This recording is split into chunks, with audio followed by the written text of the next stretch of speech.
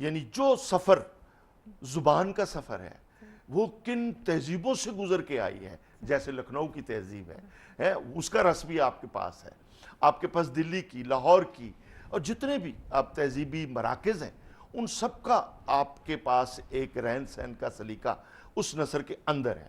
سو آپ میر امن کی نثر کو پڑھیں گے تو آپ کو پورا ایک زمانہ جیتا جاگتا نظر آئے گا کہ یار وہ بندہ کس طریقے سے دیکھ رہا تھا زندگی۔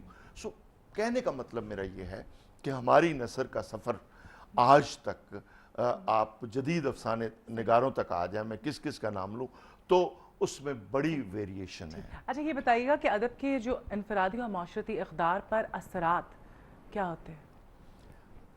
ادب تبدیل کرتا ہے، سب سے پہلی بات تو یہ ہے پڑھنے والے کو تبدیل کرتا ہے، کیونکہ اگر کوئی کتاب کسی کو بدل نہیں سکتی تو وہ کتاب نہیں۔ کہتے ہیں کہ کتاب سب سے بہترین دوست ہے۔ سیدھی سی بات یہ ہے کہ اگر اس نے اثر نہیں ڈالا، اگر اس کے اندر جو موجود ہائرارکی ہے زندگی کی وہ آپ تک منتقل نہیں ہوئی تو اس کا مطلب ہے کہ یا کتاب میں کوئی مسئلہ ہے یا آپ میں کوئی مسئلہ ہے۔ سو کتاب تبدیل کرتی ہے، پھر اس سے معاشرہ بدلتا ہے۔ معاشرے میں انقلاب بھی ادب سے آئے۔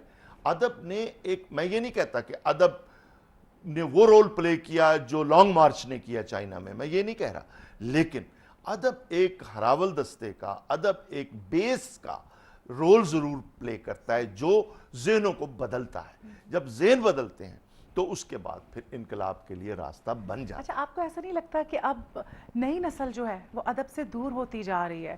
مطلب کتابوں سے جو رشتہ تھا وہ ٹوٹتا جا رہا ہے، وہ بات ہی نہیں ہے جو پہلے کے دور میں ہوتی تھی، لوگ کتاب اتنی امپورٹنس ہوتی تھی کتابوں کی اور بہت زیادہ بک ریڈنگ ہوتی تھی۔ اب تو وہ چیز ختم ہوتی جا رہی ہے، گوگل ہو رہا ہوتا ہے خالی۔ آپ صحیح کہہ رہی ہیں، مگر اس میں دو تین مسائل ہیں۔ ہماری جو نئی نسل ہے اس کے ساتھ پرابلم یہ ہوا ہے کہ آپ نے اپنا ایجوکیشن کا جتنا بھی سٹائل تھا وہ انگریزی میں کر دیا، جو اچھی بات ہے، غلط بات نہیں۔ تو آج کا نوجوان انگریزی ادب پڑھ رہا ہے، انگریزی ادب لکھ بھی رہا ہے۔ ہمارے ہاں پچھلے 10-20 سالوں میں جو انگریزی ادیب پیدا ہوئے ہیں وہ قابل رشک بات ہے، اچھی بات ہے کہ ہم اس مین سٹریم میں شامل ہو گئے ہیں۔ ایک تو یہ بات ہوئی ہے۔ دوسری بات یہ ہوئی ہے اردو کے ساتھ ناانصافی یا بدقسمتی یہ ہوئی کہ اس کو ہمیشہ تعلیمی زبان کے طور پر جب تک رکھا گیا تو لوگ اس کو پڑھتے رہے، اس کو ایز اے لینگویج کہ ایز اے آپ کا وے آف لائف ہے اس طرح سے نہیں دیکھا گیا۔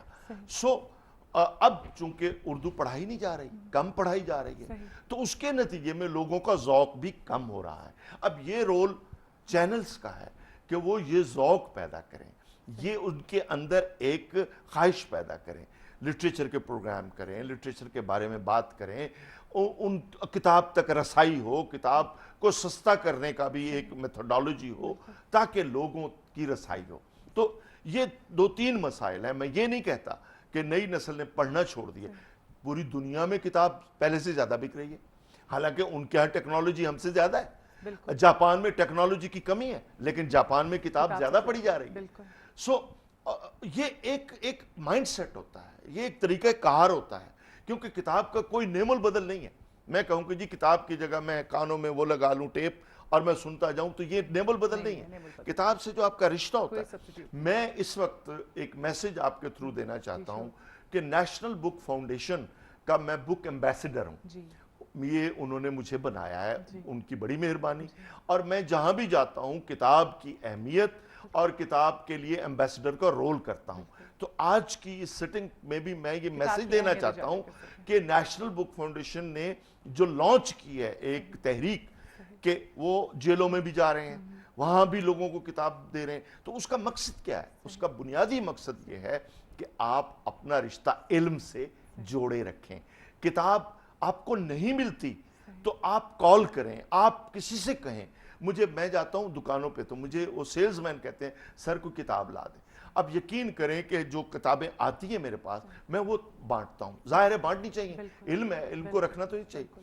سو آج کی اس نشست میں یہ کہہ رہا ہوں کہ کسی کو کسی کتاب کی ضرورت ہو نیشنل بک فاؤنڈیشن کو کال کریں، مجھے کال کریں۔ زبردست۔ اچھا یہاں پہ میں ایک اور بات یہ کرنا چاہوں گی کہ بہت سارے رائٹرز جو ہیں تخلیق کار دیکھا گیا ہے کہ بہت ہی ایک مڈل کلاس طبقے سے تعلق رکھتے ہیں اور ہینڈ ٹو ماؤتھ بھی ہوئے ہوئے ہیں، تو اس کے حوالے سے بھی بتائیے گا کہ کیا چل رہی ہے زندگیوں میں آج کل جو یہ رائٹرز ایک زمانہ رہا کہ جو رائٹر تھے مڈل کلاس سے آتے تھے اور کچھ اپر کلاس والے ایک طرح سے الور کرتے تھے یا ایک فلرٹ کرتے تھے لٹریچر کے ساتھ. یہ ایک دور رہا ہے اور ادیب کو کمانا پڑتا تھا. سب ادیبوں نے کمایا سمیت میرے، سب کما رہے ہیں، محنت کر رہے ہیں، کوئی اور کام کر رہے ہیں، تو یہ کوئی بری بات بھی نہیں ہے، کرنا چاہیے. جہاں تک آج کا تعلق ہے، آج مڈل کلاس چونکہ سفر کر رہی ہے، آپ کو بھی پتا ہے کہ مہنگائی کے ہاتھوں اور مڈل کلاس کو صاف کیا جا رہا ہے، لوور مڈل کلاس میں نیچے چلی گئی ہے، تو اس کے نتیجے میں لٹریچر کو بنیادی نقصان ہو رہا ہے. اس لیے کہ مڈل کلاس جب اپنے مسائل میں پھنس گئی ہے تو وہ نہ اس کا ویژن کلیئر ہے، نہ اس کا پرسیپشن کلیئر ہے، سو لٹریچر وہاں سے نہیں آ رہا. اگر آ رہا ہے تو محدود ویژن کے ساتھ آ رہا ہے. کیوں کہ رائٹر کو آپ جب تک وسعت نہیں دیتے، جب تک آپ اس کو ایکسپیرینس نہیں دیتے تو وہ کیا لکھے گا؟ وہ ایک محدود کنویں کے اندر رہے گا تو وہ تو کچھ نہیں لکھ سکے گا. تو یہ ایک پرابلم. ٹھیک ہے. اچھا یہ بتائیے گا کہ آپ کیا سمجھتے ہیں کہ ہماری آج کی جو ادبی تخلیقات ہیں سماجی برائیوں کو ختم کرنے میں کیا رول ادا کر سکتی ہیں؟ اس وقت جس دہشت گردی کی اور خودکشیوں کی لہر میں ہم پھنس گئے ہیں، اس کا واحد نکلنے کا راستہ ادب ہے، لٹریچر ہے. کیوں کہ یہ سوسائٹی میں ہارمونی پیدا کرتا ہے، سوسائٹی میں بیلنس پیدا کرتا ہے، سوسائٹی میں فیلنگز پیدا کرتا ہے، سوسائٹی میں جذبے کو پروموٹ کرتا ہے، روح کو پروموٹ کرتا ہے. اس لیے اس کا حل یہ ہے، یہ اتنا پیسہ آپ قانون نافذ کرنے والے اداروں پر لگانے کی بجائے اگر آپ اس کام پہ لگائیں کہ سپورٹس کو، لٹریچر کو اور تہذیبی سرگرمیوں کو پروموٹ کریں اور اس میں کتاب بنیادی حوالہ ہے، تو آپ دیکھیں گے کہ پھر سوسائٹی کیسے چینج ہوتی ہے. صحیح. اچھا آپ مجھے یہ بتائیے گا کہ کیسے نوجوان نسل کو راغب کیا جا سکتا ہے ادب کی طرف؟ بہت ایزی بات ہے، ان کو انسپائر کریں. انسپائر کرنے کے لیے ان تک چیزیں پہنچائیں. کوئی اچھی نظم، کوئی اچھی کہانی ان تک پہنچتی ہے، وہ خود انسپائر ہوں گے. اور یہ رول گھر میں پلے کرنا ہے. اگر آپ پیرنٹ ہیں تو آپ بچوں کو ہوٹل لے جا کے 5,000 کا کھانا کھلانے کی بجائے آپ ان کو 3,000 کی کتابیں خرید کے دیں.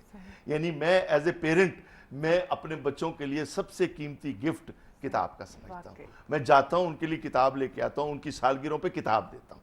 سو اگر آپ سالگرہ پہ 5,000 کا کیک کاٹنے کی بجائے 2,000 کی کتابیں دے دیں بچے کو تو بچہ بدل جائے. صحیح. اصغر ندیم صاحب بہت شکریہ، آپ نے ہمارے لیے وقت نکالا. بہت ہی مفید گفتگو ہوئی، بہت خوبصورت باتیں ہوئی اور یہاں پر ہمارے پاس وقت بالکل ختم ہو گیا ہے. پروگرام ختم کریں گے لیکن جانے سے پہلے جن کالرز کی لائن تھرو نہیں ہو سکی، جن سے ہماری بات نہیں ہو سکی، ان کے میں نام یہاں پہ لیتی چلوں. میمونہ رحیم یار خان، عابدہ کویت سے، الیاس سعودی عرب سے، مسز عبداللہ وہاڑی سے، عمران ہانگ کانگ سے اور سہیل احمد لاہور سے. آپ سب کا بہت شکریہ کال کرنے کے لیے. اور اس کے علاوہ ہماری بات ہوئی تھی جمیل بٹ صاحب سے اور ناصر عباس صاحب سے. آپ لوگوں کو بھی بہت شکریہ. یہاں پر ہم اپنے پروگرام کو ختم کرتے ہیں. کل پھر حاضر ہوں گے آپ کی خدمت میں. اپنا بہت خیال رکھیے گا. خدا حافظ.